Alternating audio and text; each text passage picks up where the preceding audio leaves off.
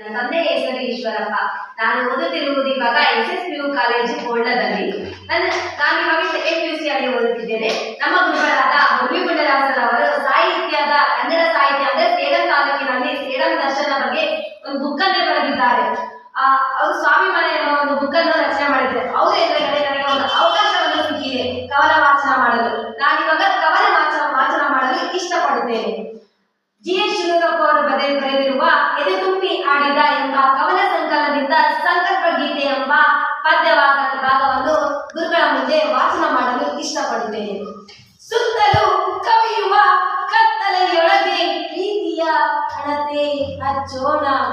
ಸುತ್ತಲೂ ಕವಿಯುವ ಕತ್ತಲೆಯೊಳಗೆ ಪ್ರೀತಿಯ ಹಣತೆ ಹಚ್ಚೋಣ. ಬಿರುಗಾಳಿಗೆ ಒಯ್ದಾಡುವ ಹಡಗನ್ನು ಎಚ್ಚರದಲ್ಲಿ ಮುನ್ನಡೆಸೋಣ.